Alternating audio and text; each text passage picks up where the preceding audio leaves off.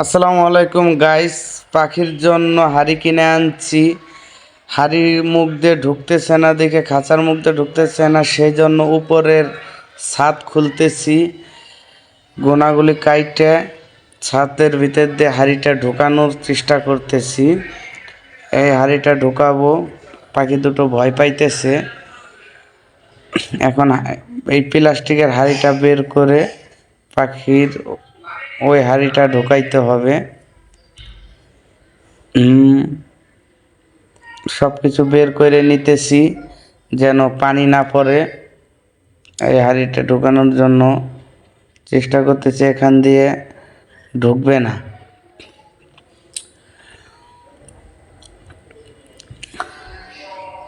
কি করব বুঝতেছি না, কিন্তু উপরে ছাদ যদি ভাঙা হয় মানে খোলা হয়, পাখি কি বের হয়ে যাবে, সেই জন্য খুলতেও পারতেছি না।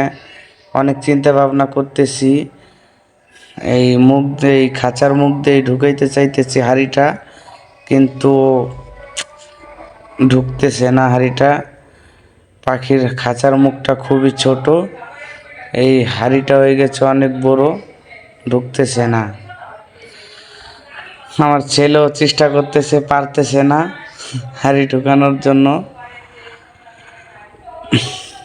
কোনোভাবেই কিছু করতে পারতেছি না। কি করব গাইস, একটা বুদ্ধি দেন, এটাকে কি করা যায়। উপর থেকে যে খুলবো সেটাও ভয় লাগতেছে, যদি পাখি উইড়ে চলে যায়, সেই জন্য খুলতেছি না। কিন্তু চিন্তা ভাবনা করতেছি এই জায়গা দিয়ে খুলতে হবে, যে অনেক পদের চিন্তা ভাবনা আসে, কোনোটাই কাজে লাগাইতে পারতেছি না।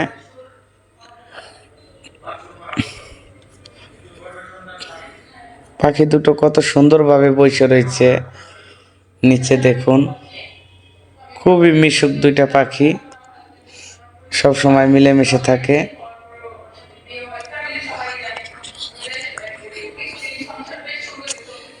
গাইস, একটা বুদ্ধি দেন প্লিজ, কি করা যায়। খাঁচাটা ঢোকাবো, খাঁচার ভিতরে এটা ঢোকাবো কিভাবে হাঁড়িটা?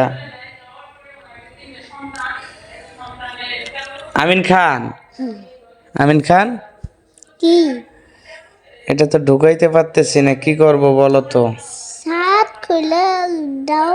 যদি পাখি চলে যায়